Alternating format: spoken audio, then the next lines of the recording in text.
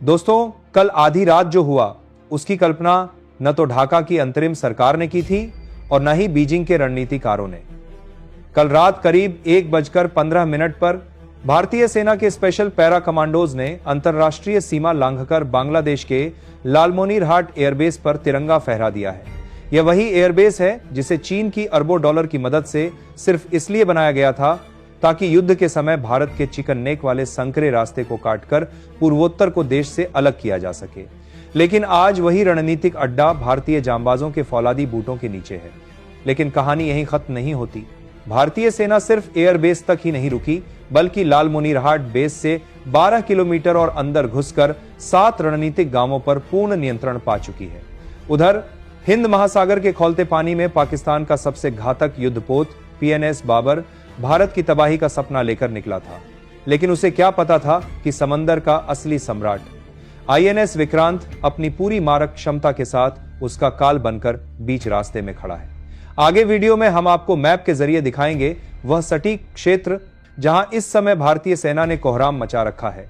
दोस्तों, दीपू दास की मौत का मातम अभी पूरी तरह से खत्म भी नहीं हुआ था कि कल दोपहर एक और हिंदू अल्पसंख्यक की नृशंस हत्या ने पूरे भारत के सब्र का बांध तोड़ दिया।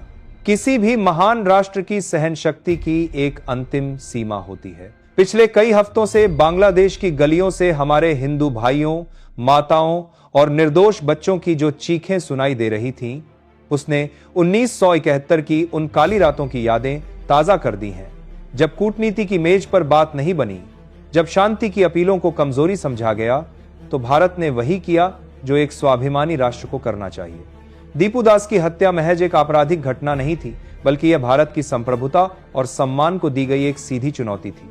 भारत सरकार ने कल शाम एक हाई लेवल मीटिंग की और सेना को फ्री हैंड दे दिया।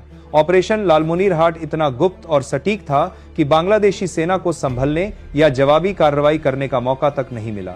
यह एयरबेस हमारे सिलीगुड़ी कॉरिडोर यानी चिकन नेक से मात्र 50 किलोमीटर की दूरी पर स्थित है। रक्षा विशेषज्ञों का मानना है कि चीन ने इस बेस को एक लॉन्चिंग पैड के रूप में तैयार किया था ताकि भविष्य में भारतीय सेना के उत्तर पूर्वी राज्यों की सप्लाई लाइन काटी जा सके। अगर आज भारत ने यह साहसिक कदम नहीं उठाया होता तो कल हमारे देश की अखंडता खतरे में पड़ सकती थी। यह सिर्फ जमीन पर कब्जा नहीं है, यह गद्दारों को उनकी औकात बताने का संदेश है। दोस्तों, इस वीडियो के माध्यम से मैं आपको भरोसा दिलाता हूं कि असली खेल तो अब शुरू हुआ है। यह वीडियो देखने के बाद अंतर्राष्ट्रीय राजनीति को देखने का आपका नजरिया पूरी तरह बदल जाएगा।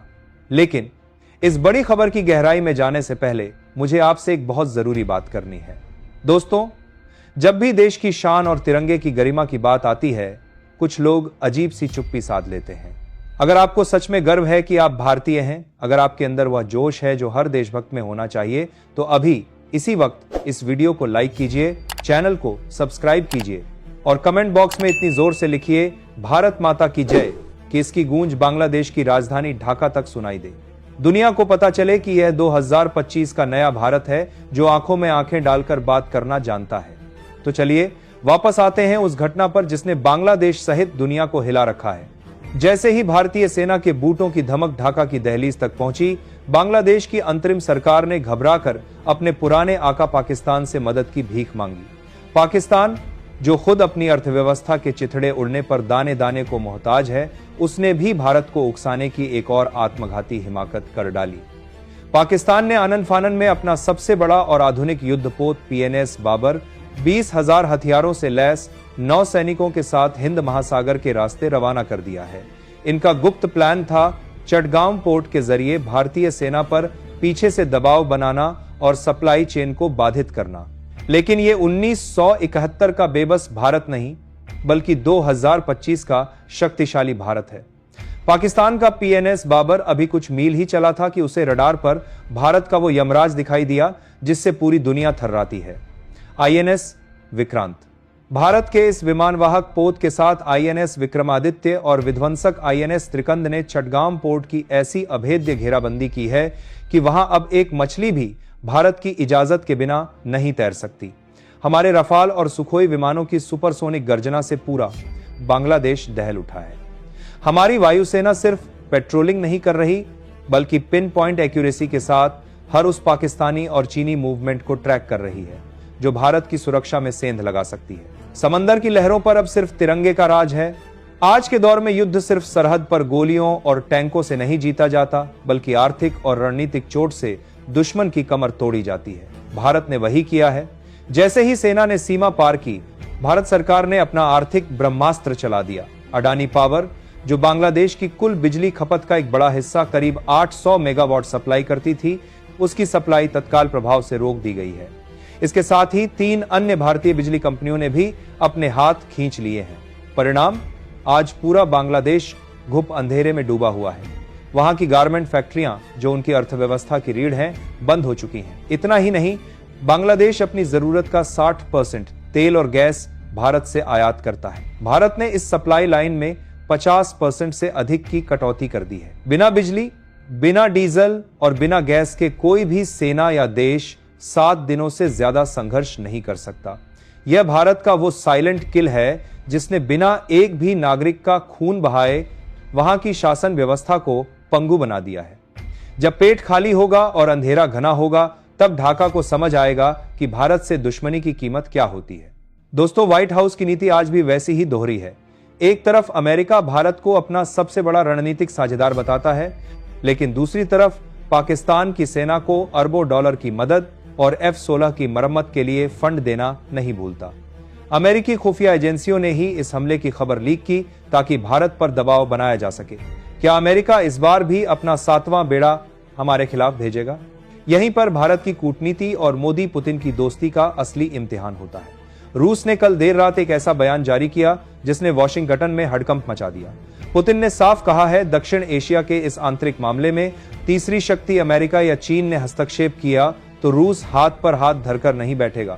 सूत्रों के अनुसार रूस ने न केवल भारत को कूटनीतिक कवच दिया है, बल्कि अपने सबसे गुप्त और घातक एयर डिफेंस सिस्टम S-500 की सुरक्षा छतरी भी भारत के साथ साझा करने का संकेत दिया है। रूस जानता है कि भारत का मजबूत होना एशिया में संतुलन के लिए जरूरी है। अमेरिका चाहे कितनी भी चालें चल लें, लेकिन इस बार भारत के पास वो विटो पावर है जो समंदर से लेकर आसमान तक उसे अपराजय बनाती है।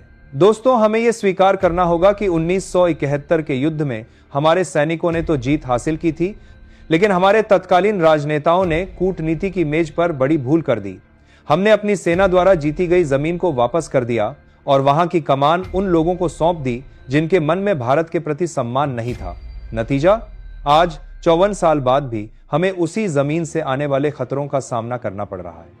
लेकिन 2025 का यह नया भारत अपनी गलतियों से सीख चुका है। खुफिया गलियारों में अब एक बहुत बड़ी रणनीति पर चर्चा हो रही है, प्रशासनिक नियंत्रण, एडमिनिस्ट्रेटिव कंट्रोल। इस बार भारत सिर्फ हमला करके पीछे नहीं हटेगा। अगर बांग्लादेश की धरती का इस्तेमाल भारत विरोधी गतिविधियों, चीनी बेस और हिंदू अल्पसंख्यकों के कत्लेआम के लिए होता रहा, तो भारत वहां के महत्वपूर्ण क्षेत्रों का प्रशासन खुद संभाल सकता है। चर्चा तो यहां तक है कि ढाका और चटगांव जैसे रणनीतिक केंद्रों पर भारत के अनुभवी प्रशासकों को नियुक्त किया जा सकता है, ताकि वहां के हिंदुओं को सुरक्षा की एक 100% गारंटी मिल सके। यह अखंड भारत की दिशा में वो पहला और सबसे बड़ा कदम होगा जिससे हमारे दुश्मनों का नामो निशान मिट जाएगा। तो क्या हम एक पूर्ण युद्ध की ओर बढ़ रहे हैं? क्या भारतीय सेना ढाका के अंदर मार्च करेगी? सस्पेंस अभी भी चरम पर है, क्योंकि उत्तर पूर्व के सभी एयरबेस पूरी तरह से कॉम्बैट मोड में हैं।